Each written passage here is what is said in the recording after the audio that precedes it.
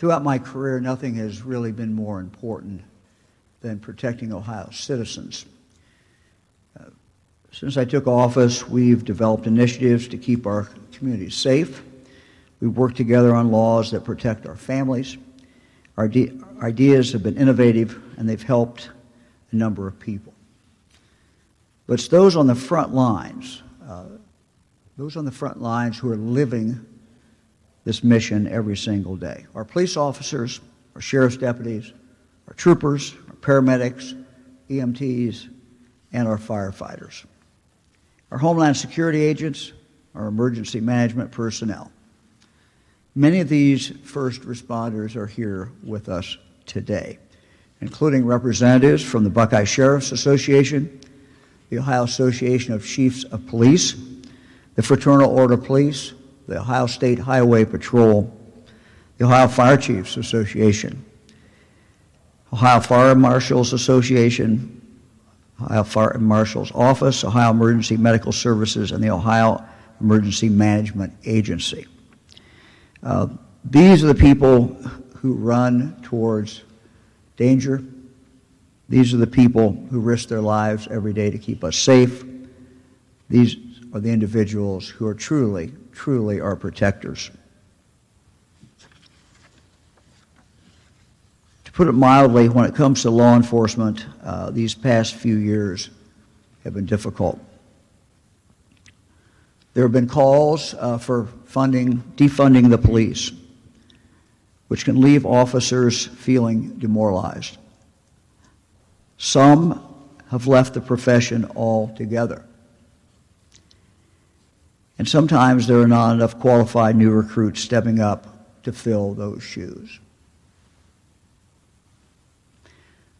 This is clearly not the time to defund the police. This is time to fund the police, and to fund them in a new and creative way that helps them protect us against the violent offenders. Since taking office as governor in 2019, we have worked towards this goal. First, we created the Ohio Narcotics Intelligence Center to help law enforcement investigate complex drug trafficking cases.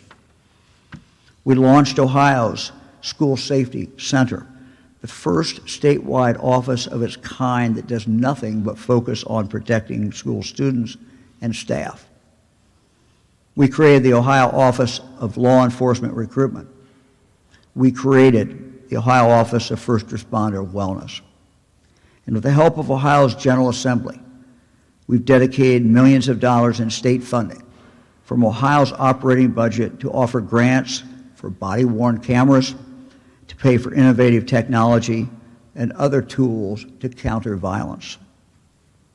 Although we've done much to help law enforcement fight crime in Ohio, COVID-19 brought about new challenges for our first responders, challenges that further depleted their ranks and influenced a troubling increase in violent crime, not just here in Ohio, but across our country. We must do more, and we will do more. We today have, I believe, an incredible opportunity. An opportunity to more easily identify the violent criminals who illegally possess weapons and who use them without regard for who gets hurt. We have an opportunity to increase the speed at which we can identify the drug dealers selling the narcotics that are killing so many who are suffering from addiction. We have an opportunity to identify rapists faster before they attack again. And we have an opportunity to protect our protectors, our first responders who are repeatedly traumatized by the pain they encounter, they see day after day after day. Today I'm here to announce a new proposal to devote $250 million toward helping our first responder agencies recover from the impacts of the pandemic, to rebuild their ranks, to help fight back against crime, and to focus on our first responders' well-being. This proposal was developed with support and with help from members of the Ohio General Assembly, including some of whom are with me today. Senator Teresa Gavarone, Senator Nathan Manning, Representative G.J. Swearingen, Representative Al Catrona, and Representative Tom Hall. I thank them, and I thank the other members of the General Assembly who have worked on this bill. Let's start with violent crime.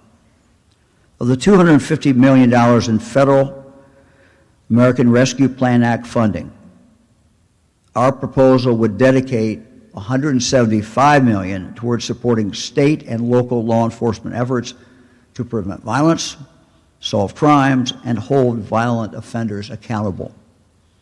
These funds would build upon things that we have already done to give our police officers and criminal justice partners the resources they need to keep us safe. This proposal to spend $175 million would help agencies with hotspot policing, allowing officers to put more focus on reducing crime in places where it is the worst. It will also support agencies' efforts to collaborate not only across communities but across jurisdictions, since we know criminals don't stay within community lines. We are also collaborating now with Attorney General Dave Yost to develop a program to give law enforcement easier access to ballistics technology used to connect gun crimes and identify the people pulling the triggers on those crimes. Right now, there are guns and shell casings and evidence rooms across the state that hold a wealth of information, but they haven't been analyzed because the process for local agencies is cumbersome and complex. They need help. We intend to give them that help. This proposal would also help clear up backlogs in our crime labs and coroners' offices that have gotten bigger because of the pandemic. We're working with Attorney General Yost on this. He runs, of course, the state crime labs, and it would help those crime labs. But this would also benefit local crime labs across the state as well.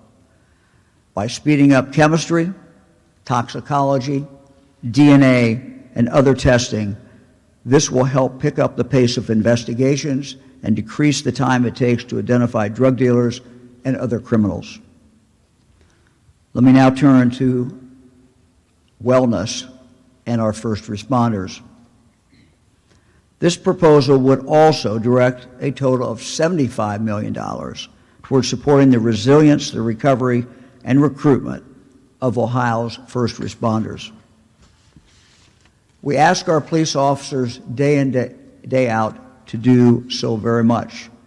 We ask them to deal with, frankly, the worst that society has to offer: the murderers, the child abusers, the rapists. Our troopers and EMS providers respond to horrific car accidents where they see unimaginable trauma. Our firefighters run into burning homes where residents couldn't make it out. They see so much. They see so much trauma. The cumulative effect of all this takes a serious toll on our first responders. The pandemic has only worsened these issues.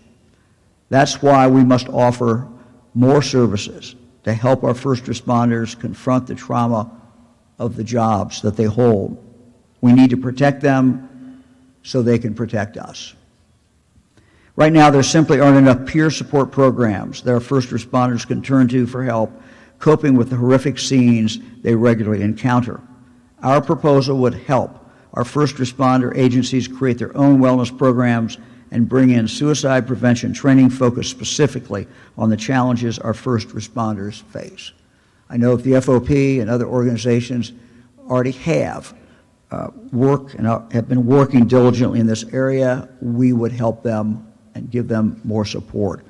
To do that, we would also give departments the ability to create these programs. Our proposal would also devote a good portion of money towards recruitment and retention efforts, because when staffing levels are low, the burnout levels of those who are working is high.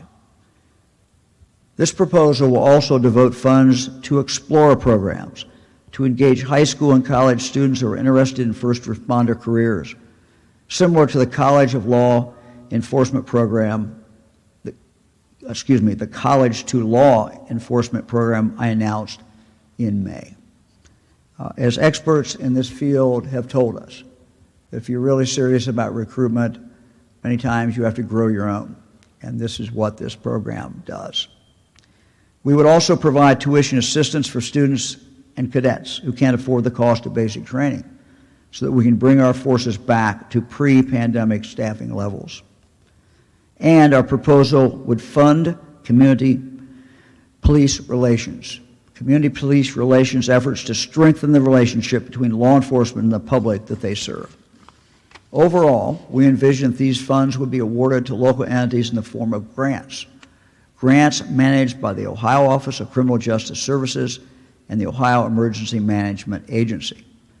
And these grants would be flexible to give local communities, local departments, the ability to design programs to address their unique community needs. We want our law enforcement and first responder entities to tell us what they need to best address increased violence and encourage first responder resilience, and this is what we will do with this program. Let me now turn to Lieutenant Governor Husted, who will talk more about our proposal and how it would also improve the state's technological resilience based on gaps identified during the pandemic. Lieutenant Governor.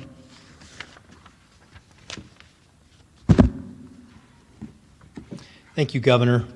Thank you for your leadership on this issue in supporting our first responders, supporting law enforcement, funding the police, and the things that they need to be successful. We are privileged to have a great group of people with us today and all of those that they represent. They are on the front lines. They and their colleagues are, and we owe them our gratitude and our support. And I know that the governor and I and our legislators, when we talked about doing this, we knew that this would be a tangible way to support them in their effort. As the governor said, the part of the plan that I am discussing has to do with technology and resilience and support in that area that will help. We'll use $75 million to help Ohio's first responders in that respect. In leading Innovate Ohio, the governor has tasked me and our team towards boosting the use of technology to improve people's lives. We've said from the very beginning, it's about using technology to improve customer service. And in this case, that means protecting men and women in businesses and public services across the state. Tech investments can be a game changer when it comes to solving and preventing crimes. As law enforcement is adding technology and data sharing improvements to their toolkit, we know that criminals are also doing so. Specifically, cyber attacks are becoming more and more common, and no one is safe from this, including law enforcement officials and other first responders. Cyber criminals are becoming more advanced, and we need to invest in the infrastructure and the people to get ahead.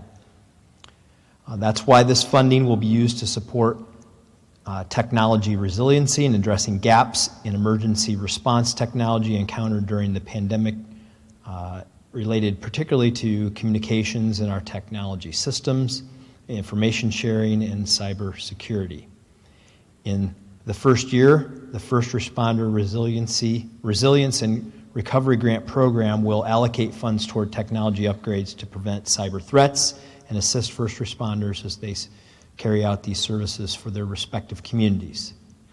This includes cybersecurity resiliency to protect critical infrastructure for local and state partners, including education and outreach to public and private partners as well, such as best practices in education and outreach activities, planning, training, and exercises that mimic cyber attacks. We often call these tabletop exercises.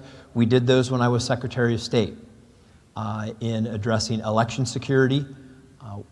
This will enable more of those kinds of activities to occur at the local law enforcement levels. So as they think about protecting water infrastructure, utility infrastructure, other kinds of technologies and services that may be vulnerable in which they have the charge to protect. And it will also include misinformation and disinformation education campaigns so that people can have the facts. Funding will also go towards developing response capabilities to help locals navigate ransomware attacks and to protect, as I mentioned, the critical infrastructure, but those ransomware attacks are common and getting more sophisticated. We need to continue to provide support for local first responders to protect themselves and others.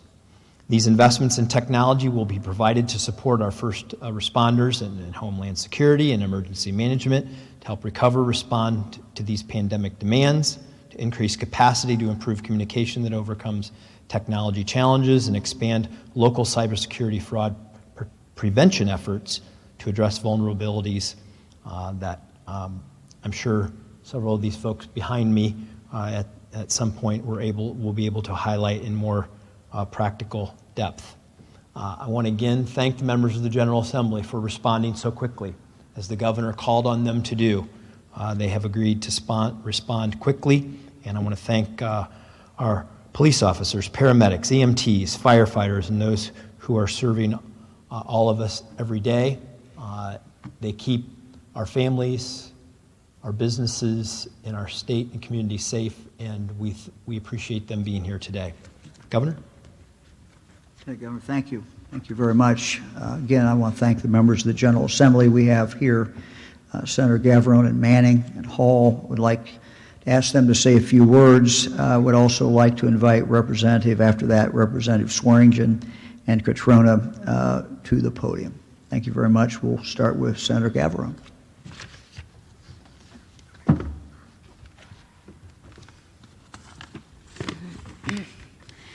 I want to thank you, Governor DeWine and Lieutenant Governor Husted, for this exciting announcement and for having me here today. Our law enforcement officers and first responders are the epitome of selfless service. They've answered the call to protect our communities. Every time our first responders put on their uniforms, they put others first, our loved ones, friends, and neighbors. While they make countless sacrifices for us, we must support them in their endeavors. Giving these heroes the proper tools to do their jobs well is crucial. The grant process announced today will help all our communities fund the resources our first responders need to keep themselves and our neighborhoods safe.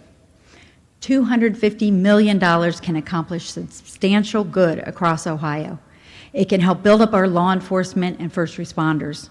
It's also what the public demands from us, so we can all live in safe communities.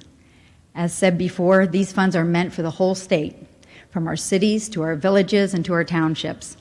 All of these communities have vastly different needs. These dollars can address the needs of countless communities, large and small, to protect all Ohioans.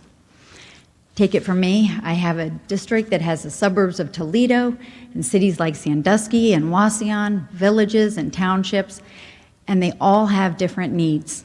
This money can be utilized for recruitment and staffing efforts, wellness initiatives, safe streets task forces, and to create rapid response overdose teams. These are just a few options, but the money provides flexibility, so every local entity can use them to address their unique needs. I'm hopeful that we see our communities take advantage of this opportunity to strengthen our law enforcement and first responders. These heroes truly do selfless work.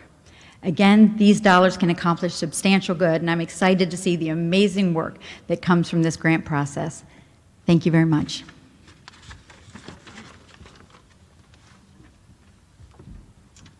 Well, thank you, Governor. Thank you, Lieutenant Governor, for having us here. Let me first say it's truly an honor to stand with all these amazing men and women, true heroes in our society. I'm really excited that the governor's office and the House and the Senate were able to come together with this great plan. As members of the judiciary or criminal justice committees, we see far too often these victims of crime, victims of suicide, victims of drug overdoses. And this money, and we're tasked with trying to find ways to reduce that. And this bill and this grant program will directly reduce those victims of all those horrible events that we hear all too often. We talked about the flexibility of this program. I hear from whether it's organizations or different departments, many of these grant programs are so restrictive that they might need resources at their department, but they're unable to qualify. The flexibility built into this, there's a lot of diverse needs out there for these departments, and they'll be able to apply no matter what their need is, and that's so incredibly important to make sure we get these resources out to the departments and help keep our communities safe. Once again, thank you, Governor.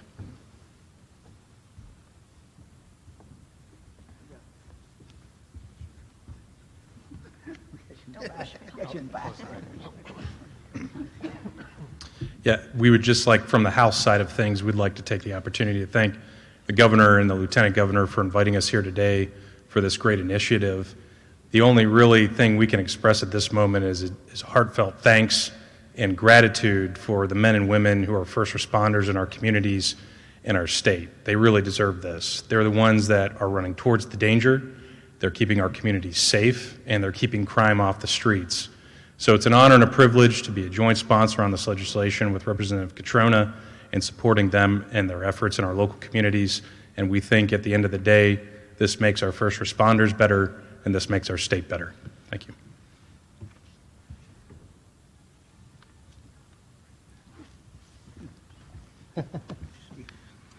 Well, first off, I just want to say this is a very exciting day.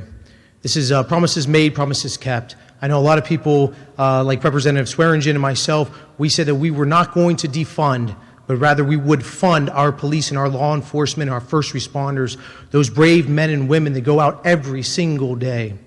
Now, being somebody who's from the Valley, from the Youngstown area, I know that these grant funds will be essential for them, as crime, unfortunately, has come rampant in those areas. And I'm just really honored that we were able to come together and be a joint sponsor for our legislation and to have the Senate on board and to see this go to the finish line. So just really honored to be a part of this program, part of the process, and thankful for the governor's office and their willingness to see this go to the finish line. So thank you. Again, let me thank the members of the General Assembly. Let me introduce now outgoing Buckeye State Sheriff's Association President, Hardin County Sheriff Keith Everhart. Sheriff? Thanks. There's not a whole lot that can be said that hasn't already been said. First off, I thank the governor for his vision on this from the get-go. We thank the General Assembly for being willing to work with the governor's office. Lieutenant Governor, thank you so much, and the entire General Assembly. This is a good day for public safety in Ohio. The one very nice thing is, and it's been said many times today, they're not using the cookie cutter approach. Every entity, every jurisdiction is different, and we thank you very much for recognizing that, and this helps the entire state, so we thank you very much.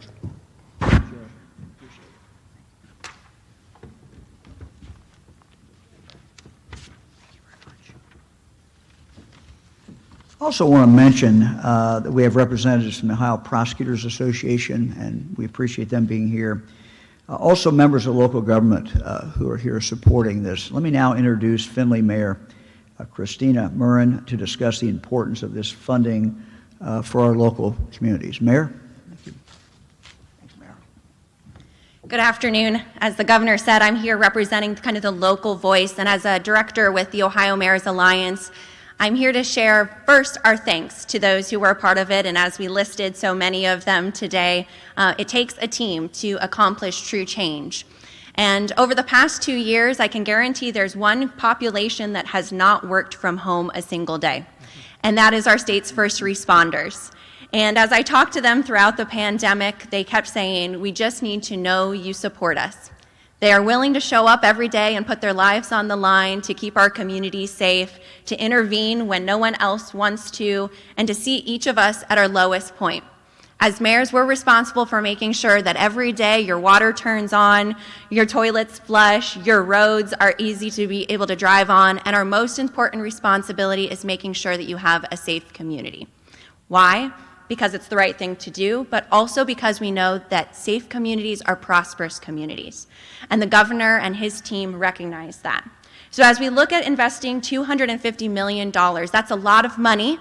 For sure, that can do a lot of good, and I know we've been throwing out trillions and billions, and so it may not seem like a lot, but I can guarantee you it is exactly what we need in this moment to continue to move our communities forward.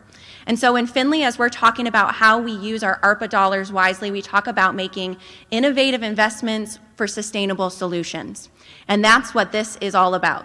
We're putting money towards problems that we know are in our communities that we haven't been able to move the needle on at a fast enough pace.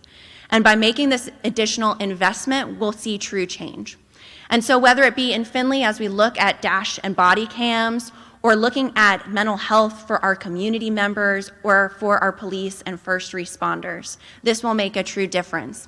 And I know we've said it a couple times, that flexibility is key. And as mayors, as we've talked to the governor and his team, that's something he is probably tired of hearing, but we appreciate him continuing to pay attention because Findlay is not Columbus, we're not Cincinnati, we're not Middletown with Mayor Condrey, or so many other communities. But we're proud and we all faced with the same challenges, and we want to step up to the plate to continue to serve our communities well, to bring our state out of the pandemic and make sure that Ohio is the top competitor that we know and love and want to continue to see. So thank you for being here. Thank you for spreading this message and making sure that those across the state know that we understand the importance of investments into our safety services, and though it may not seem like a lot, we know that our teams will step up to make it a true, measurable change so that these safer communities are more prosperous. Thank you for having me here today. Thanks, Mayor. Thank you very much. I'll be happy to take questions.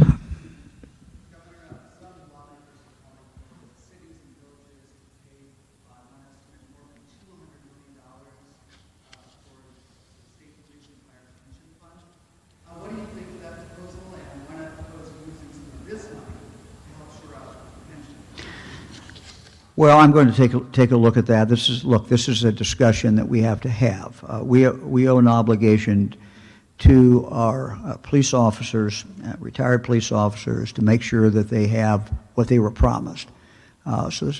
We have to figure that out. So we're very open to a discussion about how to do that. This money is different. This money is designed to give local law enforcement some of the tools that they need to protect us. We've gone through a very difficult time during the pandemic. Pandemic has added to the burden of law enforcement in many, many ways. We have to help them at this point. I believe also that we are strictly prohibited from using this funding for that purpose. So our OMB director is not here, but I see a lot of staff heads nodding, so I think I'm pretty sure on that one. Yeah, these are federal dollars, and we have to follow what the federal government tells us we can spend them on.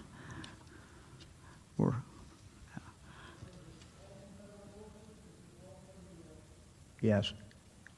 Yeah, it all is. It's all the ARPA dollars.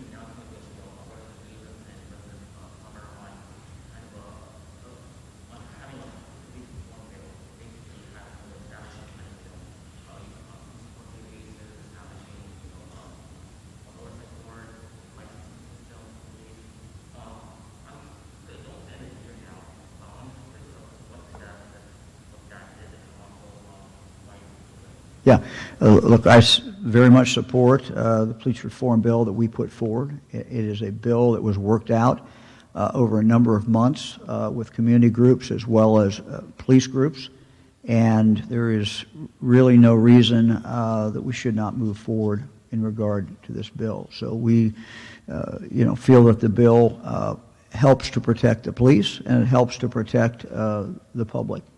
And these are reforms that are timely and reforms that need to be made.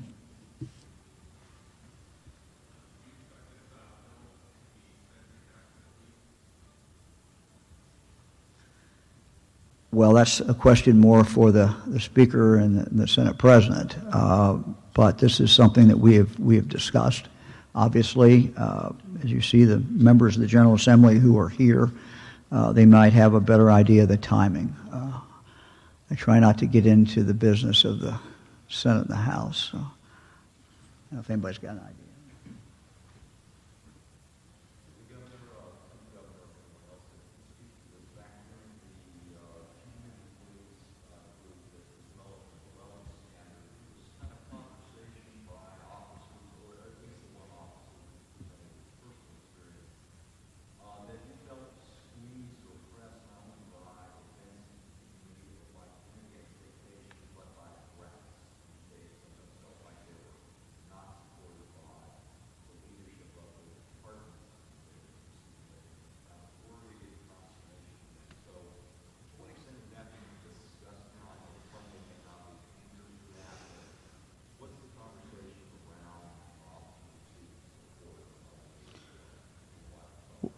Yeah, I don't really have a comment about that.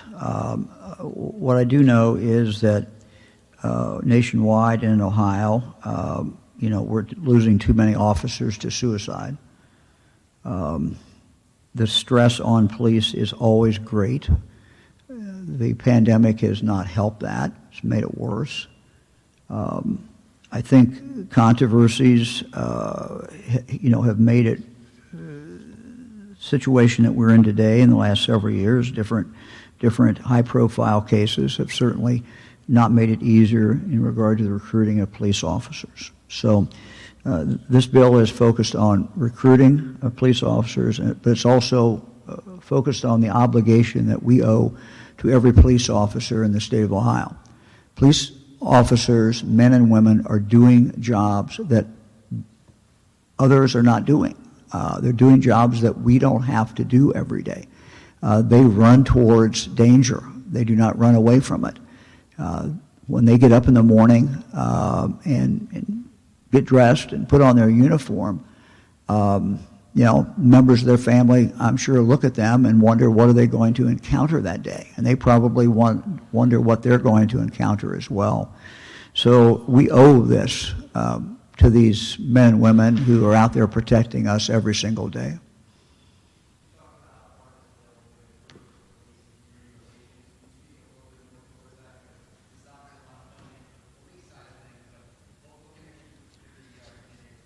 Well, look, innovative chiefs, innovative cities have come up with different forms of community policing.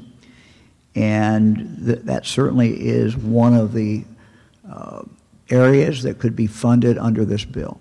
So what this bill really does is it says to the local police department, here are the big goals, and these are not dissimilar goals to what goals we always have in law enforcement.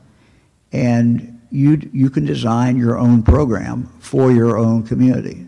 Tell us how you're going to do it, and you have a great shot of getting it funded. So community policing would certainly be one of the areas that would be covered.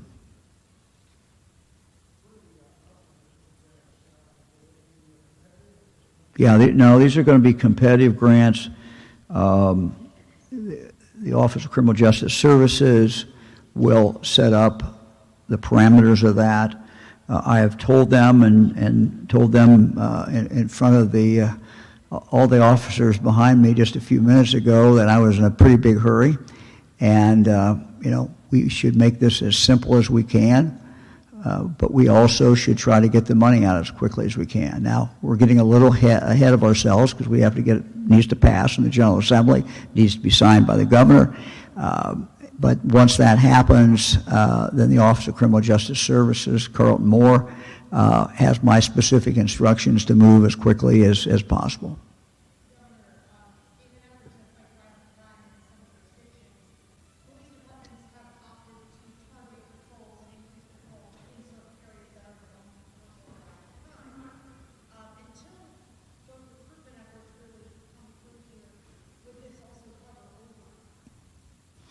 they're going to be able to come forward with proposals, and as long as the proposals, frankly, we feel and our budget people tell us that they're legal, that this federal dollars can be used for that, we're going to give them a great deal of flexibility.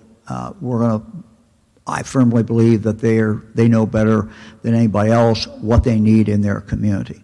But let me be very, very clear about this. The $175 million is aimed at protecting people. It's aimed at getting the violent offenders off the streets, and there's certainly many ways of doing that.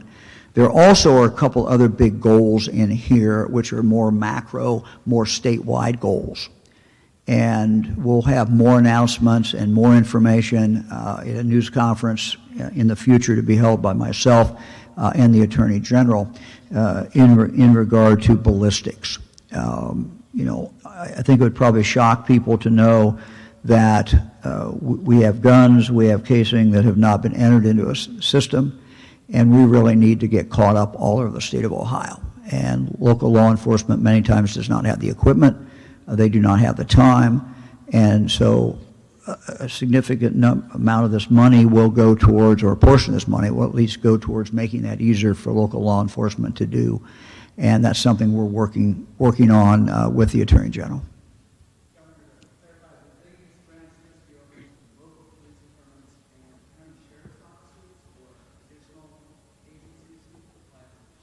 Yeah, basically anybody in regard to law enforcement. We also have, as I mentioned, EMS is involved as well. So again, the big breakout is the 175 and the 75. And the 75 million is really focused on wellness, and that spreads out with any kind of basically first responders. So.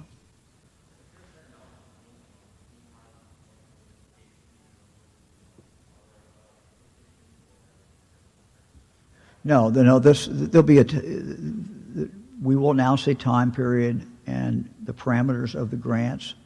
There'll be a time to get the grant applications in, and then it will be on a competitive basis. Anybody else?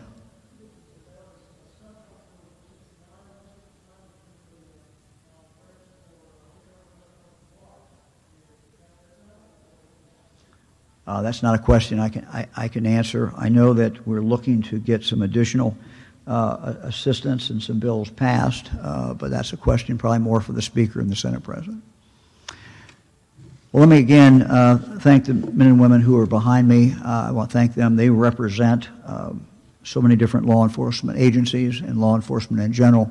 We're very grateful for the work that they do. They're out there protecting us each and every day. What this bill will do is help support them and help them do their job. Thank you all.